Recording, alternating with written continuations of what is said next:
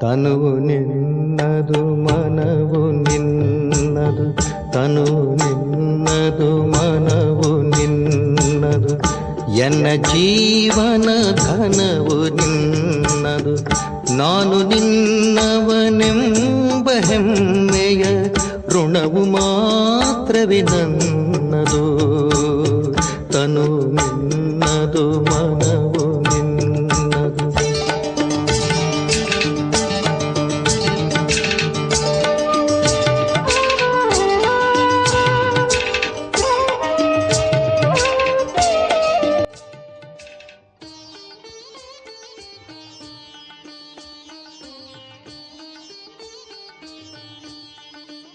ಓಂ ಶಾಂತಿ. ದಿನಾಂಕ 30-3-2026 ಪ್ರಾತಃ ಮುರಳಿ. ಬಾಪ್ದಾದ ಮಧುಬನ. ಮಧುರ ಮಕ್ಕಳೇ, ಶಿವಬಾಬಾರವರಿಂದ ರಚಿಸಿರುವ ಈ ರುದ್ರ ಜ್ಞಾನ ಯಜ್ಞವನ್ನು ನೀವು ಬಹಳ ಸಂಭಾಳನೆ ಮಾಡಬೇಕಾಗಿದೆ. ಇದು ಸ್ವರಾಜ್ಯವನ್ನು ಪಡೆಯುವುದಕ್ಕಾಗಿ ಬೇಹದ್ದಿನ ಯಜ್ಞವಾಗಿದೆ. ಶಿವಭಗವಾನು ವಾಚ: ಮಾತೆ ಓ ಮಾತೆ, ನೀನೇ ಎಲ್ಲರ ಭಾಗ್ಯವಿಧಾತೆ ಎಂಬ ಗೀತೆಯನ್ನು ಮಕ್ಕಳು ಕೇಳಿದಿರಿ. ಯಾರು ಇದನ್ನು ರಚಿಸಿದ್ದಾರೆಯೋ ಅವರಂತೂ ಈ ತಾಯಿಯ ಬಗ್ಗೆ ತಿಳಿದುಕೊಂಡೇ ಇಲ್ಲ. ಜಗದಂಬೆ ಎಂಬ ಹೆಸರನ್ನು ಕೇಳಿದ್ದಾರೆ, ಆದರೆ ಅವರು ಯಾರಾಗಿದ್ದರು, ಏನು ಮಾಡಿ ಹೋದರು ಎಂಬುದು ನೀವು ಮಕ್ಕಳ ವಿನಃ ಯಾರಿಗೂ ತಿಳಿದಿಲ್ಲ. ಜಗದಂಬೆ ಇದ್ದಾರೆ ಎಂದ ಮೇಲೆ ಅವಶ್ಯವಾಗಿ ತಂದೆಯೂ ಇದ್ದಾರೆ, ಮಕ್ಕಳೂ ಇದ್ದಾರೆ. ಯಾರು ಜಗದಂಬೆಯ ಬಳಿ ಹೋಗುವರೋ ಅವರ ಬುದ್ಧಿಯಲ್ಲಿ ಈ ತಿಳುವಳಿಕೆ ಇಲ್ಲ. ಕೇವಲ ಮೂರ್ತಿಯ ಪೂಜಾರಿಗಳಾಗಿದ್ದಾರೆ. ದೇವಿಯ ಮುಂದೆ ಹೋಗಿ ಬೇಡುತ್ತಾರೆ. ಈಗ ಇದು ರಾಜಸ್ವ, ಅಶ್ವಮೇಧ, ಅವಿನಾಶಿ ರುದ್ರ ಜ್ಞಾನ ಯಜ್ಞವಾಗಿದೆ. ಇದರ ರಚಯಿತರು ಮಾತಾಪಿತರಾಗಿದ್ದಾರೆ. ತತತ್ವಂ. ನೀವು ಸಹ ಯಜ್ಞದ ರಚಯಿತರಾಗಿದ್ದೀರಿ. ನೀವೆಲ್ಲರೂ ಈ ಯಜ್ಞದ ಸಂಭಾಳನೆ ಮಾಡಬೇಕಾಗಿದೆ. ಯಜ್ಞದ ಪ್ರತಿ ಬಹಳ ಗೌರವವಿರಬೇಕು. ಯಜ್ಞದ ಪೂರ್ಣ ಸಂಭಾಳನೆ ಮಾಡಬೇಕಾಗಿದೆ. ಇದು ಪ್ರಧಾನ ಕೇಂದ್ರವಾಗಿದೆ. ಇನ್ನೂ ಶಾಖೆಗಳಿವೆ.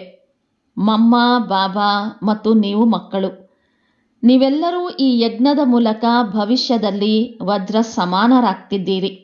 ಅಂದ ಮೇಲೆ ಇಂತಹ ಯಜ್ಞವನ್ನು ಎಷ್ಟು ಸಂಭಾಳನೆ ಮಾಡಬೇಕು ಮತ್ತು ಗೌರವವಿಡಬೇಕು, ಎಷ್ಟೊಂದು ಪ್ರೀತಿ ಇರಬೇಕು. ಇದು ನಮ್ಮ ತಾಯಿಯಾದ ಜಗದಂಬಾರವರ ಯಜ್ಞವಾಗಿದೆ. ಮಮ್ಮ ಬಾಬಾರವರ ಯಜ್ಞವೆಂದರೆ ನಮ್ಮ ಯಜ್ಞವೂ ಆಗಿದೆ. ಯಜ್ಞದ ವೃದ್ಧಿ ಮಾಡಬೇಕಾಗಿದೆ. ಯಜ್ಞದಲ್ಲಿ ಅನೇಕ ಮಕ್ಕಳು ಬಂದು ತಮ್ಮ ತಂದೆಯಿಂದ ಆಸ್ತಿಯನ್ನು ಪಡೆಯಲು ಭಲೆ ತಾನು ತೆಗೆದುಕೊಳ್ಳಲು ಸಾಧ್ಯವಿಲ್ಲ. ಬಿಡುವಿಲ್ಲವೆಂದರೆ ಅನ್ಯರಿಗಾದರೂ ನಿಮಂತ್ರಣ ಕೊಡಬೇಕು. ಇದರ ಹೆಸರೇ ಆಗಿದೆ ರಾಜಸ್ವ ಅಶ್ವಮೇಧ ಜ್ಞಾನ ಯಜ್ಞ. ಇದರಿಂದ ಸ್ವರಾಜ್ಯ ಸಿಗ್ತದೆ. ಈ ಯಜ್ಞದಲ್ಲಿ ಹಳೆಯ ಶರೀರವನ್ನು ಸಹ ಸ್ವಾಹ ಮಾಡಲಾಗ್ತದೆ. ಬಲಿಹಾರಿಯಾಗಬೇಕಾಗಿದೆ. ಯಜ್ಞವೆಂದರೆ ಯಾವುದೇ ಮನೆಯಲ್ಲ. ಇದು ಬೇಹದ್ದಿನ ಮಾತಾಗಿದೆ. ಯಾವ ಯಜ್ಞದಲ್ಲಿ ಇಡೀ ವಿಶ್ವವೇ ಸ್ವಾಹ ಆಗುವುದು. ಮುಂದೆ ಹೋದಂತೆ ನೀವು ನೋಡುವಿರಿ ಈ ಯಜ್ಞಕ್ಕೆ ಎಷ್ಟೊಂದು ಗೌರವ ಕೊಡ್ತಾರೆ. ಇಲ್ಲಿ ಅನೇಕರಿಗೆ ಇದರ ಪ್ರತಿ ಗೌರವವೇ ಇಲ್ಲ. ಇಷ್ಟೊಂದು ಮಂದಿ ಯಜ್ಞದ ಮಕ್ಕಳಿದ್ದಾರೆ. ಹೊಸ ಮಕ್ಕಳು ಜನ್ಮ ಪಡೆಯುತ್ತಿರುತ್ತಾರೆ. ಅಂದ ಮೇಲೆ ಈ ಯಜ್ಞದ ಪ್ರತಿ ಎಷ್ಟೊಂದು ಗೌರವವಿಡಬೇಕು. ಆದರೆ ಅನೇಕರಿಗೆ ಇದರ ಪ್ರತಿ ಬೆಲೆಯೇ ಇಲ್ಲ. ಇದು ಇಷ್ಟು ದೊಡ್ಡ ಯಜ್ಞವಾಗಿದೆ. ಇದರಿಂದ ಮನುಷ್ಯರು ಕವಡೆಯಿಂದ ವಜ್ರ ಸಮಾನ, ಭ್ರಷ್ಟಾಚಾರಿಯಿಂದ ಶ್ರೇಷ್ಠಾಚಾರಿ ಆಗ್ತಾರೆ. ಆದ್ದರಿಂದ ತಂದೆ ತಿಳಿಸ್ತಾರೆ, ಭಲೆ ಯಜ್ಞವನ್ನು ರಚಿಸುತ್ತಾ ಇರಿ.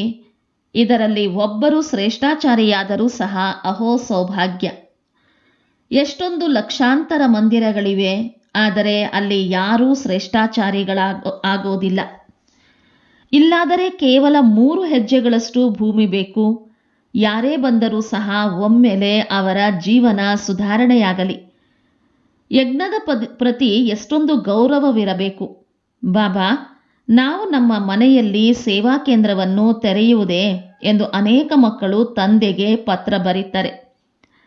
ತಂದೆ ತಿಳಿಸಿದರೆ, ಒಳ್ಳೆಯದು ಮಕ್ಕಳೇ, ಭಲೆ ಯಜ್ಞಭೂಮಿಯನ್ನು ಮಾಡಿ, ಕೆಲವರ ಕಲ್ಯಾಣವಾದರೂ ಆಗುವುದು. ಈ ಯಜ್ಞದ ಮಹಿಮೆ ಬಹಳ ಭಾರಿಯಾಗಿದೆ, ಯಜ್ಞದ ಭೂಮಿಯಾಗಿದೆ. ಇಲ್ಲಿ ಮಕ್ಕಳು ಅನ್ಯರ ಕಲ್ಯಾಣ ಮಾಡುತ್ತಿರುತ್ತಾರೆ. ಇಂತಹ ಯಜ್ಞಕ್ಕೆ ಬಹಳ ಮಾನ್ಯತೆ ಬೇಕು. ಆದರೆ ಪೂರ್ಣ ಜ್ಞಾನವಿಲ್ಲದ ಕಾರಣ ಇಷ್ಟೊಂದು ಗೌರವವನ್ನಿಡೋದಿಲ್ಲ. ಯಜ್ಞದಲ್ಲಿ ವಿಘ್ನಗಳನ್ನು ಹಾಕುವವರು ಅನೇಕರಿದ್ದಾರೆ. ಇದು ಶಿವತಂದೆಯ ಯಜ್ಞವಾಗಿದೆ ಎಂದ ಮೇಲೆ ಮಾತಾಪಿತರು ಒಟ್ಟಿಗೆ ಇದ್ದಾರೆ. ಈ ಮಮ್ಮ ಬಾಬಾರವರಿಂದ ಏನೂ ಸಿಗೋದಿಲ್ಲ. ಎಲ್ಲವೂ ಬೇಹದ್ದಿನ ತಂದೆಯಿಂದಲೇ ಸಿಗ್ತದೆ. ಅವರು ಒಬ್ಬರೇ ಆಗಿದ್ದಾರೆ. ಶರೀರಧಾರಿಗಳಿಗೆ ಮಮ್ಮ ಬಾಬಾ ಎಂದು ಹೇಳಲಾಗ್ತದೆ. ನಿರಾಕಾರನಿಗಂತೂ ಶರೀರವಿಲ್ಲ. ಆದ್ದರಿಂದ ತಂದೆ ತಿಳಿಸ್ತಾರೆ, ಈ ಸಾಕಾರಿ ತಂದೆಯನ್ನೂ ನೀವು ನೋಡಬೇಡಿ, ನನ್ನೊಬ್ಬನನ್ನೇ ನೆನಪು ಮಾಡಿ. ಈ ಬ್ರಹ್ಮಾರವರು ಸಹ ನನ್ನನ್ನೇ ನೆನಪು ಮಾಡ್ತಾರೆ. ಚಿತ್ರಗಳಲ್ಲಿ ತೋರಿಸ್ತಾರೆ, ರಾಮ, ಕೃಷ್ಣ, ಬ್ರಹ್ಮ ಮೊದಲಾದವರೆಲ್ಲರೂ ಭಗವಂತನನ್ನೇ ನೆನಪು ಮಾಡ್ತಾರೆ. ವಾಸ್ತವದಲ್ಲಿ ಅಲ್ಲಿ ಯಾರೂ ನೆನಪು ಮಾಡೋದಿಲ್ಲ. ಅವರಿಗೆ ಪ್ರಾರಬ್ಧ ಸಿಕ್ಕಿರುತ್ತದೆ. ಅಂದ ಮೇಲೆ ಭಗವಂತನನ್ನು ನೆನಪು ಮಾಡುವ ಅವಶ್ಯಕತೆ ಏನಿದೆ? ನಾವು ಪತಿತರಾಗಿದ್ದೇವೆ. ಆದ್ದರಿಂದ ಪಾವನರಾಗುವುದಕ್ಕಾಗಿ ನಾವೇ ತಂದೆಯ ನೆನಪು ಮಾಡಬೇಕಾಗಿದೆ. ಮಹಿಮೆಯೂ ಸಹ ಅವರೊಬ್ಬರದ್ದೇ ಆಗಿದೆ. ಅವರ ಕಾರಣ ಇವರಿಗೆ ಮಾನ್ಯತೆ ಇದೆ. ಈಗಂತೂ ಯಾವುದೇ ದೇಹದಾರಿಯ ನೆನಪು ಮಾಡಬಾರದು. ದೇಹದಾರಿಯಿಂದ ಅವರ ಪರಿಚಯ ಸಿಗ್ತದೆ. ಆದರೆ ನೆನಪು ಮಾತ್ರ ಶಿವತಂದೆಯನ್ನೇ ಮಾಡಬೇಕಾಗಿದೆ. ಈ ಬ್ರಹ್ಮನೂ ದೇಹದಾರಿಯಾಗಿದ್ದಾರೆ. ಎಲ್ಲರೂ ಪರಿಚಯ ಕೊಡ್ತಾರೆ. ಆದರೆ ಇಂಥ ತಿಳುವಳಿಕೆ ಹೀನ ಮಕ್ಕಳು ಅನೇಕರಿದ್ದಾರೆ. ಅವರು ನೇರವಾಗಿ ಶಿವತಂದೆಯ ಪ್ರೇರಣೆಯಿಂದ ನಾವು ಜ್ಞಾನವನ್ನು ತೆಗೆದುಕೊಳ್ಳುತ್ತೇವೆಂದು ಹೇಳ್ತಾರೆ. ಒಂದು ವೇಳೆ ಆ ರೀತಿ ಇದ್ದಿದ್ದರೆ ಈ ರಥದಲ್ಲಿ ತಂದೆ ಬರುವ ಅವಶ್ಯಕತೆಯಾದರೂ ಏನು? ಈ ಸಾಕಾರಿ ತಂದೆಯೊಂದಿಗೆ ನಮಗೇನು ಕೆಲಸ ಎಂದು ತಿಳಿದುಕೊಳ್ಳುವವರೂ ಇದ್ದಾರೆ. ಆದರೆ ತಂದೆ ತಿಳಿಸ್ತಾರೆ, ಮಕ್ಕಳೇ, ಮನ್ಮನಾಭವ, ನನ್ನ ನೆನಪು ಮಾಡಿ. ಆದರೆ ನಾನೂ ಸಹ ಇವರ ಮೂಲಕವೇ ತಿಳಿಸುತ್ತೇನಲ್ಲವೇ? ಅಂದ ಮೇಲೆ ಇವರಿಗೂ ಗೌರವ ಕೊಡಬೇಕು. ಯಾರು ನಂಬರ್ ವಾರ್ ಸಿಂಹಾಸನದ ಮೇಲೆ ಕುಳಿತುಕೊಳ್ಳುವವರಿದ್ದಾರೆಯೋ ಅವರೇ ಗೌರವ ಕೊಡ್ತಾರೆ. ಮಮ್ಮ ಬಾಬಾರವರು ಮೊದಲು ರಾಜಸಿಂಹಾಸನದ ಮೇಲೆ ಕುಳಿತುಕೊಳ್ತಾರೆ. ಮತ್ತೆ ಅವರನ್ನು ಫಾಲೋ ಮಾಡಬೇಕಾಗಿದೆ. ಬಹಳ ಪ್ರಜೆಗಳನ್ನು ತಯಾರು ಮಾಡಬೇಕಾಗಿದೆ. ಪದವಿ ಬಹಳ ಉನ್ನತವಾಗಿದೆ. ಯಾವುದೇ ಹೆದರುವ ಮಾತಿಲ್ಲ. ವಿಮಾನದಲ್ಲಿ ಯಾರಾದರೂ ಹೊಸಬರು ಕುಳಿತುಕೊಂಡರೆ ಹೆದರುತ್ತಾರೆ. ಇನ್ನೂ ಕೆಲವರು ನೋಡಿ ಚಂದ್ರಗ್ರಹದವರೆಗೂ ಹೋಗುತ್ತಿರುತ್ತಾರೆ. ಎಲ್ಲವೂ ಅಭ್ಯಾಸದ ಮಾತಲ್ಲವೇ? ಆದರೆ ಅದರಿಂದೇನೂ ಲಾಭವಾಗೋದಿಲ್ಲ. ಇದನ್ನೂ ನೀವು ತಿಳಿದುಕೊಂಡಿದ್ದೀರಿ.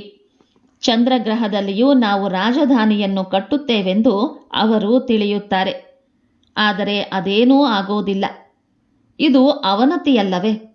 ಉತ್ಥಾನ ಮತ್ತು ಪತನವನ್ನೂ ಸಹ ಮಕ್ಕಳು ತಿಳಿದುಕೊಂಡಿದ್ದೀರಿ. ಈ ಲಕ್ಷ್ಮೀನಾರಾಯಣರು ರಾಜ್ಯಭಾರ ಮಾಡುತ್ತಿದ್ದರೆಂದು ಚಿತ್ರಗಳೂ ಇವೆ. ಇತ್ತೀಚೆಗೆ ಅಂತೂ ನೋಡಿ, ಭಾರತ ಎಷ್ಟೋ ಬಡದೇಶವಾಗಿದೆ. ಇದು ಸತ್ಯ ಮಾತಾಗಿದೆ. ಅವರು ಸಹ ಇದನ್ನು ಸ್ಪಷ್ಟವಾಗಿ ಬರೆದಿದ್ದಾರೆ. ಅಂದ ಮೇಲೆ ಏಣಿ ಚಿತ್ರದಲ್ಲಿ ತೋರಿಸಬೇಕು. ಸತ್ಯಯುಗದಲ್ಲಿ ವಜ್ರ ವೈಢೂರ್ಯಗಳ ಮಹಲುಗಳು ಹೊಳೆಯುತ್ತವೆ. ಅಂದ ಮೇಲೆ ಇವರಿಗೂ ಗೌರವ ಕೊಡಬೇಕು. ಯಾರು ನಂಬರ್ ವಾರ್ ಸಿಂಹಾಸನದ ಮೇಲೆ ಕುಳಿತುಕೊಳ್ಳುವವರಿದ್ದಾರೆಯೋ ಅವರೇ ಗೌರವ ಕೊಡ್ತಾರೆ. ಮಮ್ಮ ಬಾಬಾರವರು ಮೊದಲು ರಾಜಸಿಂಹಾಸನದ ಮೇಲೆ ಕುಳಿತುಕೊಳ್ತಾರೆ. ಮತ್ತೆ ಅವರನ್ನು ಫಾಲೋ ಮಾಡಬೇಕಾಗಿದೆ. ಬಹಳ ಪ್ರಜೆಗಳನ್ನು ತಯಾರು ಮಾಡಬೇಕಾಗಿದೆ. ಪದವಿಯು ಬಹಳ ಉನ್ನತವಾಗಿದೆ. ಯಾವುದೇ ಹೆದರುವ ಮಾತಿಲ್ಲ. ವಿಮಾನದಲ್ಲಿ ಯಾರಾದರೂ ಹೊಸಬರು ಕುಳಿತುಕೊಂಡರೆ ಹೆದರುತ್ತಾರೆ. ಇನ್ನೂ ಕೆಲವರು ನೋಡಿ ಚಂದ್ರಗ್ರಹದವರೆಗೂ ಹೋಗುತ್ತಿರುತ್ತಾರೆ. ಎಲ್ಲವೂ ಅಭ್ಯಾಸದ ಮಾತಲ್ಲವೇ? ಇತ್ತೀಚೆಗೆ ಅಂತೂ ನೋಡಿ, ಭಾರತ ಎಷ್ಟು ಬಡದೇಶವಾಗಿದೆ. ಇದು ಸತ್ಯ ಮಾತಾಗಿದೆ. ಅವರೂ ಸಹ ಇದನ್ನು ಸ್ಪಷ್ಟವಾಗಿ ಬರೆದಿದ್ದಾರೆ ಎಂದ ಮೇಲೆ ಏಣಿ ಚಿತ್ರದಲ್ಲಿ ತೋರಿಸಬೇಕು. ಸತ್ಯಯುಗದಲ್ಲಿ ವಜ್ರವೈಢೂರ್ಯಗಳ ಮಹಲುಗಳು ಹೊಳೆಯುತ್ತವೆ. ಇಲ್ಲಿ ಕವಡೆಗಳು ಎಂಬುದನ್ನು ತೋರಿಸಬೇಕು. ಮೊದಲು ಕವಡೆಗಳು ಚಲಾವಣೆಯಲ್ಲಿತ್ತು. ಗುರುದ್ವಾರದಲ್ಲಿ ಕವಡೆಗಳನ್ನು ಇಡುತ್ತಿದ್ದರು. ಈಗಂತೂ ಯಾರೂ ಹಣವನ್ನು ಸಹ ಇಡೋದಿಲ್ಲ. ಏಣಿಯ ಚಿತ್ರ ಬಹಳ ಚೆನ್ನಾಗಿದೆ. ಇದರಲ್ಲಿ ನೀವು ಬಹಳಷ್ಟು ಬರೆಯಬಹುದು. ಮಮ್ಮ ಬಾಬಾರವರ ಜೊತೆ ಮಕ್ಕಳ ಚಿತ್ರವೂ ಇರಲಿ ಮತ್ತು ಮೇಲ್ಭಾಗದಲ್ಲಿ ಆತ್ಮಗಳ ವೃಕ್ಷವನ್ನು ತೋರಿಸಿ. ಹೊಸ ಹೊಸ ಚಿತ್ರಗಳು ತಯಾರಾಗ್ತಾ ಹೋಗ್ತವೆ. ಇದರಿಂದ ತಿಳಿಸೋದಕ್ಕೂ ಸಹಜವಾಗುವುದು. ಹೇಗೆ ಉತ್ಥಾನ ಮತ್ತು ಪತನವಾಗಿದೆ. ನಾವು ನಿರಾಕಾರಿ ಪ್ರಪಂಚದಲ್ಲಿ ಹೋಗಿ ಮತ್ತೆ ಸಾಕಾರಿ ಪ್ರಪಂಚದಲ್ಲಿ ಬರ್ತೇವೆ. ಮತ್ತೆ ತಿಳಿಸಲು ಬಹಳ ಸಹಜವಾಗ್ತದೆ. ಒಂದು ವೇಳೆ ಅರ್ಥವಾಗಲಿಲ್ಲವೆಂದರೆ ಅವರ ಅದೃಷ್ಟದಲ್ಲಿಲ್ಲ ಎಂದು ತಿಳಿಯಿರಿ. ನಾಟಕವನ್ನು ಸಾಕ್ಷಿಯಾಗಿದ್ದು ನೋಡಬೇಕಾಗಿದೆ. ಮಕ್ಕಳಿಗೆ ಯಜ್ಞದ ಪ್ರತಿ ಬಹಳ ಗೌರವವಿರಬೇಕು. ಯಜ್ಞದ 1 ಪೈಸೆಯನ್ನು ಸಹ ಅನುಮತಿಯಿಲ್ಲದೆ ತೆಗೆದುಕೊಳ್ಳಬಾರದು. ಮಾತಾಪಿತರ ಅನುಮತಿಯಿಲ್ಲದೆ ಅನ್ಯರಿಗೆ ಕೊಡುವುದು ಮಹಾನ್ ಪಾಪವಾಗಿದೆ. ನೀವಂತೂ ಮಕ್ಕಳಾಗಿದ್ದೀರಿ ಅಂದ ಮೇಲೆ ಯಾವ ಸಮಯದಲ್ಲಿ ಏನು ಬೇಕಾದರೂ ಸಿಗ್ತದೆ. ಆದ್ದರಿಂದ ಹೆಚ್ಚಿಗೆ ತೆಗೆದುಕೊಂಡು ಇಟ್ಟುಕೊಳ್ಳುವುದೇಕೆ? ಸಿಗುತ್ತದೆಯೋ ಇಲ್ಲವೋ ಎಂದು ಆಲೋಚಿಸುತ್ತಾರೆ. ಆದರೆ ಹೀಗೆ ತಿಳಿದು ಇಟ್ಟುಕೊಳ್ಳೋದರಿಂದ ಮತ್ತೆ ಮನಸ್ಸು ತಿನ್ನುತ್ತದೆ. ಏಕೆಂದರೆ ಇದು ನಿಯಮಕ್ಕೆ ವಿರುದ್ಧವಾದ ಕೆಲಸವಲ್ಲವೇ? ನಿಮಗೆ ಯಾವಾಗ ಏನು ಬೇಕಾದರೂ ಯಜ್ಞದಿಂದ ಸಿಗ್ತದೆ. ತಂದೆ ತಿಳಿಸಿದ್ದಾರೆ, ಅಂತ್ಯಕಾಲದಲ್ಲಿ ಯಾರು ಬೇಕಾದರೂ ಸಾವನ್ನಪ್ಪುತ್ತಾರೆ. ಆದ್ದರಿಂದ ಅಂತ್ಯ ಸಮಯದಲ್ಲಿ ಯಾರು ಪಾಪ ಮಾಡಿರುತ್ತಾರೆಯೋ ಅವರಿಗೆ ಆ ಕೆಟ್ಟದ್ದೆಲ್ಲವೂ ಸಮ್ಮುಖದಲ್ಲಿ ನೆನಪು ಬರುತ್ತಿರುತ್ತದೆ. ಆದ್ದರಿಂದ ತಂದೆ ಯಾವಾಗಲೂ ತಿಳಿಸ್ತಾರೆ, ಮಕ್ಕಳೇ, ಒಳಗೆ ಯಾವುದೇ ದ್ವಂದ್ವವಿರಬಾರದು. ಹೃದಯ ಸ್ವಚ್ಛವಾಗಿದ್ದರೆ ಅಂತಿಮ ಕ್ಷಣದಲ್ಲಿ ಏನೂ ಮುಂದೆ ಬರೋದಿಲ್ಲ. ಯಜ್ಞದಿಂದ ಎಲ್ಲವೂ ಸಿಗುತ್ತಿರುತ್ತದೆ. ಅನೇಕ ಮಕ್ಕಳಿದ್ದಾರೆ. ಯಾರ ಬಳಿ ಬಹಳಷ್ಟು ಹಣವಿದೆ ಅವರಿಗೆ ತಂದೆ ಹೇಳ್ತಾರೆ, ಅವಶ್ಯಕತೆ ಇದ್ದಾಗ ಕೇಳಿ ತರಿಸಿಕೊಳ್ತೇವೆ. ಬಾಬಾ, ಅವಶ್ಯಕತೆ ಬಿದ್ದಾಗ ತಿಳಿಸಿ, ನಾವು ಕುಳಿತಿದ್ದೇವೆ ಎಂದು ಹೇಳ್ತಾರೆ. ಭಲೆ ಪವಿತ್ರರಾಗಿರೋದಿಲ್ಲ, ಆಹಾರ ಪಾನೀಯ ಪಥ್ಯವನ್ನೂ ಮಾಡೋದಿಲ್ಲ. ಆದರೆ ಈ ಪ್ರತಿಜ್ಞೆ ಮಾಡ್ತಾರೆ, ಬಾಬಾ, ನಮ್ಮ ಬಳಿ ಬಹಳಷ್ಟು ಹಣವಿದೆ, ಅದು ಹಾಗೆಯೇ ಸಮಾಪ್ತಿಯಾಗ್ತದೆ. ಮಧ್ಯದಲ್ಲಿ ಯಾರಾದರೂ ತಿಂದು ಬಿಡ್ತಾರೆ. ಆದ್ದರಿಂದ ತಮಗೆ ಯಾವಾಗ ಬೇಕೋ ಆಗ ಕೇಳಿ ಪಡೆಯಿರಿ ಎಂದು ಹೇಳ್ತಾರೆ. ಅದಕ್ಕೆ ತಂದೆ ಹೇಳ್ತಾರೆ, ತೆಗೆದುಕೊಂಡು ನಾವಾದರೂ ಏನು ಮಾಡುವುದು? ಮನೆ ಕಟ್ಟಿಸಬೇಕಾದರೆ ಹಣ ತಾನಾಗಿಯೇ ಬರ್ತದೆ. ಮನೆಯಲ್ಲಿ ಅನೇಕ ಮಕ್ಕಳು ಕುಳಿತಿದ್ದಾರೆ ಅಂದ ಮೇಲೆ ಅಂತಹ ಮಕ್ಕಳು ಸಹ ಶ್ರೇಷ್ಠ ಪದವಿಯನ್ನು ಪಡೀತಾರೆ. ಪ್ರಜೆಗಳಲ್ಲಿಯೂ ಸಹ ಯಾವುದೇ ಕಡಿಮೆ ಪದವಿ ಇಲ್ಲ. ರಾಜರಿಗಿಂತಲೂ ಕೆಲವರು ಸಾಹುಕಾರರು ಬಹಳ ಧನವಂತರಾಗಿರ್ತಾರೆ. ಆದ್ದರಿಂದ ಒಳಗೆ ಯಾವುದೇ ಇಂಥ ವಿಚಾರ ಮಾಡಬಾರದು. ನಿಮ್ಮ ಪ್ರತಿಜ್ಞೆಯಾಗಿದೆ, ಬಾಬಾ, ತಾವು ಏನನ್ನು ತಿನ್ನಿಸುತ್ತೀರೋ ಅದನ್ನೇ ತಿನ್ನುವೆವು. ಈ ರೀತಿ ಹೇಳಿದ ನಂತರ ಅದರಂತೆ ನಡೆಯಲಿಲ್ಲವೆಂದರೆ ದುರ್ಗತಿಯಾಗ್ತದೆ. ತಂದೆ ಸದ್ಗತಿ ನೀಡಲು ಬಂದಿದ್ದಾರೆ. ಒಂದು ವೇಳೆ ಶ್ರೇಷ್ಠ ಪದವಿಯನ್ನು ಪಡೆಯಲಿಲ್ಲವೆಂದರೆ ದುರ್ಗತಿ ಎಂದೇ ಹೇಳಲಾಗ್ತದೆಯಲ್ಲವೇ? ಸತ್ಯಯುಗದಲ್ಲಿಯೂ ಸಹ ಬಹಳ ಸಾಹುಕಾರರು, ಕೆಲವರು ಕಡಿಮೆ ಪದವಿಯವರು, ಕೆಲವರು ಉನ್ನತ ಪದವಿಯವರು ಇರುತ್ತಾರಲ್ಲವೇ? ನೀವು ಮಕ್ಕಳು ಶ್ರೀಮತದಂತೆ ಪುರುಷಾರ್ಥ ಮಾಡಬೇಕಾಗಿದೆ. ತನ್ನ ಮತದಂತೆ ನಡೆದರೆ ತಮಗೆ ಮೋಸ ಮಾಡಿಕೊಳ್ತೀರಿ. ಇದು ಶಿವ ತಂದೆ ರಚಿಸಿರುವ ಜ್ಞಾನ ಯಜ್ಞವಾಗಿದೆ. ಇದರ ಹೆಸರೇ ಆಗಿದೆ ರಾಜಸ್ವ ಅಶ್ವಮೇಧ ಅವಿನಾಶಿ ರುದ್ರ ಜ್ಞಾನ ಯಜ್ಞ. ಶಿವ ತಂದೆ ಬಂದು ಸ್ವರಾಜ್ಯವನ್ನು ಕೊಡ್ತಾರೆ.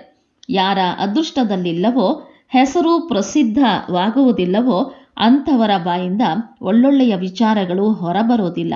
ಯಾರಿಗೂ ತಿಳಿಸೋದೂ ಇಲ್ಲ. ಹೆಸರು ಪ್ರತ್ಯಕ್ಷವಾಗಲು ಇನ್ನೂ ಸಮಯವಿದೆ. ಆ ಕಾರಣ ತಿಳಿಸುವ ಸಮಯದಲ್ಲಿ ಮುಖ್ಯ ಮಾತುಗಳು ಮರೆತು ಹೋಗ್ತವೆ. ಇದನ್ನೂ ಸಹ ತಿಳಿಸಬೇಕು. ಸ್ವರಾಜ್ಯವನ್ನು ಪಡೆಯುವುದಕ್ಕಾಗಿ ಇದು ರಾಜಸ್ವ ಅಶ್ವಮೇಧ ಅವಿನಾಶಿ ರುದ್ರ ಜ್ಞಾನ ಯಜ್ಞವಾಗಿದೆ. ಇದನ್ನು ಬೋರ್ಡಿನ ಮೇಲೂ ಬರೆಯಿರಿ. ಈ ಯಜ್ಞದಲ್ಲಿ ಹಳೆಯ ಪ್ರಪಂಚವೆಲ್ಲವೂ ಸ್ವಾಹ ಆಗ್ತದೆ. ಇದಕ್ಕಾಗಿಯೇ ಈ ಮಹಾಭಾರತ ಯುದ್ಧ ನಿಂತಿದೆ. ವಿನಾಶಕ್ಕೆ ಮೊದಲು ಈ ಸ್ವರಾಜ್ಯದ ಪದವಿಯನ್ನು ಪಡೆದುಕೊಳ್ಳಬೇಕೆಂದರೆ ಬಂದು ಪಡೆದುಕೊಳ್ಳಿ. ಬೋರ್ಡಿನ ಮೇಲಂತೂ ನೀವು ಬಹಳಷ್ಟು ಬರೆಯಬಹುದು. ಅದರಲ್ಲಿ ಗುರಿ ಧ್ಯೇಯವೂ ಸಹ ಬಂದು ಬಿಡಬೇಕು. ಕೆಳಭಾಗದಲ್ಲಿ ಬರೆಯಿರಿ, ಸ್ವರಾಜ್ಯ ಪದವಿ ಸಿಗ್ತದೆ. ಎಷ್ಟು ಸಾಧ್ಯವೋ ಅಷ್ಟು ಸ್ಪಷ್ಟ ಬರವಣಿಗೆ ಇರಲಿ. ಯಾವುದನ್ನು ಯಾರೇ ಓದಿದರೂ ಸಹ ಅರ್ಥವಾಗುವಂತಿರಲಿ. ಹೀಗೀಗೆ ಬೋರ್ಡನ್ನು ಮಾಡಿಸಿ. ಈ ಶಬ್ದಗಳನ್ನು ಅವಶ್ಯವಾಗಿ ಬರೆಯಿರಿ ಎಂದು ತಂದೆ ಆದೇಶ ನೀಡ್ತಾರೆ.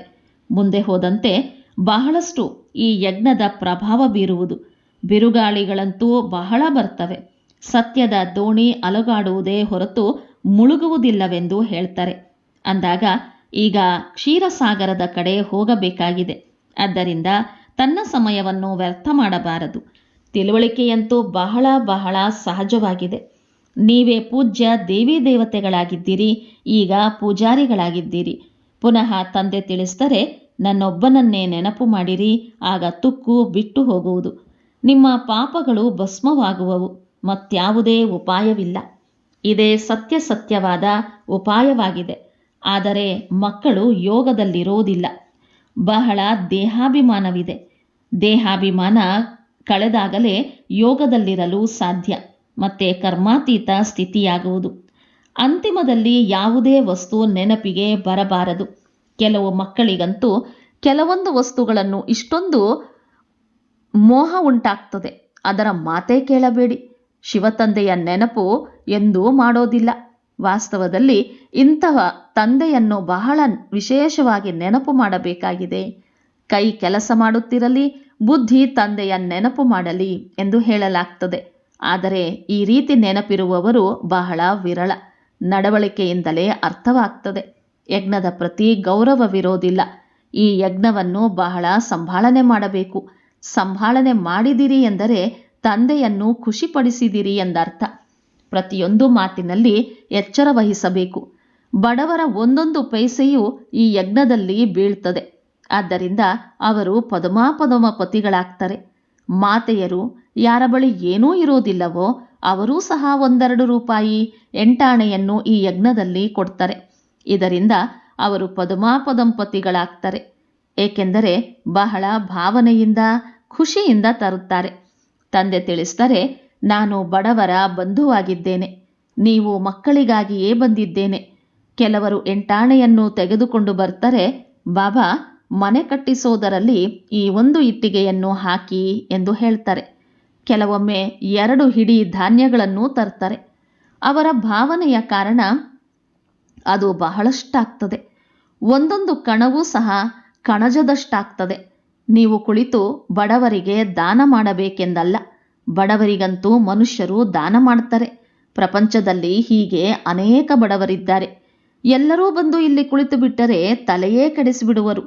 ನಾವು ಯಜ್ಞದಲ್ಲಿ ಸಮರ್ಪಣೆಯಾಗ್ತೇವೆ ಎಂದು ಅನೇಕರು ಹೇಳ್ತಾರೆ. ಆದರೆ ಬಹಳ ಸಂಭಾಳನೆಯಿಂದ ಇಟ್ಟುಕೊಳ್ಳಬೇಕಾಗ್ತದೆ. ಯಜ್ಞದಲ್ಲಿ ಬಂದು ಏರುಪೇರು ಮಾಡುವಂತಾಗಬಾರದು. ಈ ಯಜ್ಞದಲ್ಲಂತೂ ಬಹಳ ಪುಣ್ಯಾತ್ಮರಾಗಬೇಕು. ಬಹಳ ಸಂಭಾಳನೆ ಮಾಡಬೇಕು. ಯಜ್ಞದ ಪ್ರತಿ ಗೌರವವಿರಬೇಕು. ಯಾವ ಈಶ್ವರೀಯ ಯಜ್ಞದಿಂದ ನಾವು ನಮ್ಮ ಶರೀರ ನಿರ್ವಹಣೆ ಮಾಡ್ತೇವೆ, ಆದ್ದರಿಂದ ಯಜ್ಞದ ಹಣವನ್ನು ಯಾರಿಗಾದರೂ ಕೊಡುವುದು ಬಹಳ ಪಾಪವಾಗಿದೆ. ಯಾರು ಕವಡೆಯಿಂದ ವಜ್ರ ಸಮಾನರಾಗುವರೋ, ಈಶ್ವರೀಯ ಸೇವೆಯಲ್ಲಿರುವರೋ ಅವರಿಗಾಗಿ ಈ ಹಣವಿದೆ. ಬಾಕಿ ಬಡವರು ಅಥವಾ ಯಾರೆಂದರೆ ಅವರಿಗೆ ಕೊಡುವ ಈ ದಾನ ಪುಣ್ಯವನ್ನಂತೂ ನೀವು ಜನ್ಮ ಜನ್ಮಾಂತರದಿಂದ ಮಾಡ್ತಾ ಬಂದಿದ್ದೀರಿ. ಇಳಿತಾ ಪಾಪಾತ್ಮರೇ ಆಗತೊಡಗಿದ್ದೀರಿ. ನೀವು ಮಕ್ಕಳು ಎಲ್ಲರಿಗೆ ತಂದೆಯ ಪರಿಚಯ ಕೊಡೋದಕ್ಕಾಗಿ ಚಿಕ್ಕ ಚಿಕ್ಕ ಗ್ರಾಮಗಳಲ್ಲಿಯೂ ಪ್ರದರ್ಶನ ಮಾಡ್ತಾ ಇರಿ. ಒಬ್ಬರು ಬಡವರು ಬಂದು ಜ್ಞಾನಿಯಾದರೂ ಸಹ ಒಳ್ಳೆಯದೇ. ಇದರಲ್ಲೇನೂ ಖರ್ಚಿಲ್ಲ. ಲಕ್ಷ್ಮೀನಾರಾಯಣರು ಈ ರಾಜ್ಯವನ್ನು ಪಡೆದರು. ಅವರು ಏನು ಖರ್ಚು ಮಾಡಿದರು? ಏನೂ ಇಲ್ಲ. ವಿಶ್ವದ ರಾಜ್ಯವನ್ನು ಪಡೆಯಲು ಏನೂ ಖರ್ಚು ಮಾಡಲಿಲ್ಲ. ಆ ಮನುಷ್ಯರಾದರೆ ಪರಸ್ಪರ ಎಷ್ಟೊಂದು ಹೊಡೆದಾಡುತ್ತಾರೆ. ಸಿಡಿಮದ್ದಿಗಾಗಿ ಎಷ್ಟೊಂದು ಖರ್ಚು ಮಾಡ್ತಾರೆ. ಆದರೆ ಇಲ್ಲಿ ಯಾವುದೇ ಖರ್ಚಿನ ಮಾತಿಲ್ಲ. ಕವಡೆಯೂ ಖರ್ಚಿಲ್ಲದೆ ಸೆಕೆಂಡಿನಲ್ಲಿ ವಿಶ್ವದ ರಾಜ್ಯಭಾಗ್ಯವನ್ನು ಪಡೆದುಕೊಳ್ಳಿ. ತಂದೆಯನ್ನು ನೆನಪು ಮಾಡಿ, ಆಗ ಅವರ ಆಸ್ತಿ ಇದ್ದೇ ಇದೆ. ಎಷ್ಟು ಸಾಧ್ಯವೋ ಅಷ್ಟು ಸತ್ಯ ಹೃದಯದಿಂದ ಸತ್ಯ ಸಾಹೇಬನನ್ನು ರಾಜಿ ಮಾಡಿಕೊಳ್ಳಿ. ಆಗ ಸತ್ಯಖಂಡದ ಮಾಲೀಕರಾಗುವಿರಿ. ಇಲ್ಲಿ ಸುಳ್ಳು ನಡೆಯೋದಿಲ್ಲ. ನೆನಪು ಮಾಡಬೇಕಾಗಿದೆ. ನಾವಂತೂ ಮಕ್ಕಳಾಗಿಯೇ ಇದ್ದೇವೆ ಎಂದಲ್ಲ. ನೆನಪು ಮಾಡುವುದರಲ್ಲಿ ಬಹಳ ಪರಿಶ್ರಮವಿದೆ. ಯಾವುದೇ ವಿಕರ್ಮ ಮಾಡಿದರೆ ಬಹಳ ಗೊಂದಲದಲ್ಲಿ ಬಂದು ಬಿಡುವಿರಿ. ಬುದ್ಧಿ ಸ್ಥಿರವಾಗುವುದಿಲ್ಲ. ತಂದೆಯಂತೂ ಅನುಭವಿಯಲ್ಲವೇ? ಎಲ್ಲವನ್ನೂ ತಿಳಿಸುತ್ತಿರುತ್ತಾರೆ. ಕೆಲವು ಮಕ್ಕಳು ತನ್ನನ್ನು ಎಲ್ಲ ಬಲ್ಲವನೆಂದು ತಿಳಿದುಕೊಳ್ಳುತ್ತಾರೆ. ಆದರೆ ತಂದೆ ತಿಳಿಸಿದರೆ ಬಹಳ ಪರಿಶ್ರಮವಿದೆ. ಮಾಯೆ ಬಹಳ ವಿಘ್ನಗಳನ್ನು ಹಾಕ್ತದೆ. ಒಳ್ಳೆಯದು. ಮಧುರಾತಿ ಮಧುರ ಅಗಲಿ ಹೋಗಿ ಮರಳಿ ಸಿಕ್ಕಿರುವ ಮಕ್ಕಳ ಪ್ರತಿ ಮಾತಾಪಿತಾ ಬಾಪ್ದಾದರವರ ನೆನಪು, ಪ್ರೀತಿ ಹಾಗೂ ಸುಪ್ರಭಾತ. ಆತ್ಮಿಕ ಮಕ್ಕಳಿಗೆ ಆತ್ಮಿಕ ತಂದೆಯ ನಮಸ್ತೆ. ಆತ್ಮಿಕ ಮಕ್ಕಳ ಆತ್ಮಿಕ ತಂದೆಗೆ ನಮಸ್ತೆ, ನಮಸ್ತೆ, ನಮಸ್ತೆ. ಧಾರಣೆಗಾಗಿ ಮುಖ್ಯಾಂಶಗಳು. ತಮ್ಮ ಈ ರುದ್ರ ಯಜ್ಞದ ಪ್ರತಿ ಬಹಳ ಗೌರವವನ್ನಿಡಬೇಕು. ಯಜ್ಞದ ವಾತಾವರಣವನ್ನು ಬಹಳ ಶುದ್ಧ, ಶಕ್ತಿಶಾಲಿಯನ್ನಾಗಿ ಮಾಡುವುದರಲ್ಲಿ ಸಹಯೋಗಿಗಳಾಗಬೇಕಾಗಿದೆ. ಇದನ್ನು ಪ್ರೀತಿಯಿಂದ ಸಂಭಾಳನೆ ಮಾಡಬೇಕು. ತನ್ನ ಬಳಿ ಏನನ್ನೂ ಮುಚ್ಚಿಟ್ಟುಕೊಂಡಿರಬಾರದು. ಹೃದಯ ಸ್ವಚ್ಛವಾಗಿದ್ದರೆ ಎಲ್ಲ ಬಯಕೆಗಳು ಈಡೇರುವವು. ಈ ಯಜ್ಞದ ಒಂದೊಂದು ಕವಡೆಯೂ ಸಹ ಅಮೂಲ್ಯವಾಗಿದೆ. ಆದ್ದರಿಂದ ಒಂದು ಕವಡೆಯನ್ನೂ ಸಹ ವ್ಯರ್ಥವಾಗಿ ಕಳೆಯಬಾರದು. ಯಜ್ಞದ ವೃದ್ಧಿಯಲ್ಲಿ ಸಹಯೋಗ ನೀಡಬೇಕಾಗಿದೆ. ವರದಾನ: 3 ಕಾಲಗಳನ್ನು ಮುಂದಿಟ್ಟುಕೊಂಡು ಪ್ರತಿಯೊಂದು ಕಾರ್ಯದಲ್ಲಿ ಸಫಲರಾಗುವಂತಹ ಸದಾ ವಿಜಯೀ ಭವ. ಲೌಕಿಕ ರೀತಿಯಲ್ಲಿಯೂ ಯಾರು ಬುದ್ಧಿವಂತರಾಗಿರುತ್ತಾರೆಯೋ ಅವರು ಹಿಂದೆ ಮುಂದೆ ಯೋಚಿಸಿ ತಿಳಿದುಕೊಂಡು ಹೆಜ್ಜೆ ಇಡುತ್ತಾರೆ. ಹಾಗೆಯೇ ಇಲ್ಲಿಯೂ ಸಹ ತಾವು ಮಕ್ಕಳು ಯಾವಾಗ ಯಾವುದೇ ಕಾರ್ಯ ಮಾಡುತ್ತೀರೆಂದರೆ ಮೊದಲು 3 ಕಾಲಗಳನ್ನು ಮುಂದಿಟ್ಟುಕೊಂಡು ನಂತರ ಕಾರ್ಯವನ್ನು ಮಾಡಿರಿ. ಆ ಸಮಯದಲ್ಲಿ ಕೇವಲ ವರ್ತಮಾನವನ್ನೇ ನೋಡಬಾರದು. ಬೇಹದ್ದಿನ ತಿಳುವಳಿಕೆಯನ್ನು ಧಾರಣೆ ಮಾಡಿರಿ ಹಾಗೂ ಪ್ರತಿಯೊಂದು ಕರ್ಮವನ್ನು ವಿಜಯಿಯಾಗುವ ನಿಶ್ಚಯದ ಆಧಾರದ ಮೇಲೆ ಅಥವಾ ತ್ರಿಕಾಲದರ್ಶಿ ಸ್ಥಿತಿಯ ಆಧಾರದ ಮೇಲೆ ಮಾಡಿರಿ ಅಥವಾ ಮಾತನಾಡಿರಿ. ಹೀಗಿದ್ದಾಗ ಅಲೌಕಿಕ ಅಥವಾ ಅಸಾಧಾರಣರೆಂದು ಹೇಳ್ತಾರೆ. ಸುವಾಕ್ಯ: ಅಲ್ಪಕಾಲದ ನನ್ನದನ್ನು ಬಿಟ್ಟು ಒಬ್ಬ ತಂದೆಯನ್ನು ಆಶ್ರಯವನ್ನಾಗಿ ಮಾಡಿಕೊಳ್ಳುತ್ತೀರೆಂದರೆ ಪಾರಾಗುವಿರಿ. ಅವ್ಯಕ್ತ ಸೂಚನೆ: ನಿಶ್ಚಯದ ಫೌಂಡೇಶನ್ ಬಲಗೊಳಿಸಿ ಸದಾ ನಿರ್ಭಯ ಮತ್ತು ನಿಶ್ಚಿಂತರಾಗಿರಿ. ಕೆಲ ಮಕ್ಕಳು ತಿಳಿಯುತ್ತಾರೆ, ನಾನು ಸ್ವಯಂವನ್ನು ತಿಳಿದುಕೊಂಡಿದ್ದೇನೆ, ನಾನು ಸರಿಯಾಗಿದ್ದೇನೆ, ಬೇರೆಯವರು ತಿಳಿದುಕೊಂಡಿಲ್ಲ ಅಥವಾ ಬೇರೆಯವರು ಅರಿತುಕೊಂಡಿಲ್ಲ. ಕೊನೆಗೆ ಅರಿತುಕೊಳ್ಳುವರು ಅಥವಾ ಮುಂದೆ ನೋಡೋಣ ಏನಾಗ್ತದೆ. ಇದು ಸಹ ಜ್ಞಾನ ಸ್ವರೂಪ, ನೆನಪು ಸ್ವರೂಪ ಆತ್ಮಕ್ಕೆ ಸ್ವಯಂವನ್ನು ಮೋಸ ಮಾಡಿಕೊಳ್ಳುವಂತಹ ಹುಡುಗಾಟಿಕೆಯ ಮಧುರ ನಿದ್ರೆಯಾಗಿದೆ. ಯಾವ ಮಕ್ಕಳ ನಿಶ್ಚಯದ ಫೌಂಡೇಶನ್ ಶಕ್ತಿಶಾಲಿಯಾಗಿದೆ ಅವರು ಎಂದೂ ಮುಚ್ಚಿಟ್ಟುಕೊಳ್ಳಲು ಸಾಧ್ಯವಿಲ್ಲ. ಅವರು ಸದಾ ನಿರ್ಭಯ ಮತ್ತು ನಿಶ್ಚಿಂತವಾಗಿರ್ತಾರೆ. ಇಂದಿನ ಮುರಳಿಯ ಪ್ರಶ್ನೋತ್ತರ: ಈ ರುದ್ರಯಜ್ಞದ ಪ್ರತಿ ಯಾವ ಮಕ್ಕಳಿಗೆ ಗೌರವವಿರುತ್ತದೆ? ಯಾರು ಇದರ ವಿಶೇಷತೆಗಳನ್ನು ತಿಳಿದುಕೊಂಡಿರುವರೋ ಅವರಿಗೆ ಇದರ ಪ್ರತಿ ಗೌರವವಿರುತ್ತದೆ. ನಿಮಗೆ ತಿಳಿದಿದೆ, ಈ ರುದ್ರಯಜ್ಞದಿಂದ ನಾವು ಕವಡೆಯಿಂದ ವಜ್ರ ಸಮಾನರಾಗ್ತೇವೆ. ಇದರಲ್ಲಿ ಇಡೀ ಹಳೆಯ ಪ್ರಪಂಚ ಸ್ವಾಹ ಆಗ್ತದೆ. ಈ ಹಳೆಯ ಶರೀರವನ್ನೂ ಸ್ವಾಹ ಮಾಡಬೇಕಾಗಿದೆ. ಯಜ್ಞದಲ್ಲಿ ವಿಘ್ನವಾಗುವಂತಹ ಯಾವುದೇ ನಿಯಮಕ್ಕೆ ವಿರುದ್ಧವಾಗುವಂತಹ ಕರ್ಮ ಮಾಡಬಾರದು. ಯಾವಾಗ ಇದರ ಪ್ರತಿ ಗಮನವಿರುವುದೋ ಆಗಲೇ ಗೌರವವಿಡಲು ಸಾಧ್ಯ. ಒಳ್ಳೆಯದು. ಓಂ ಶಾಂತಿ.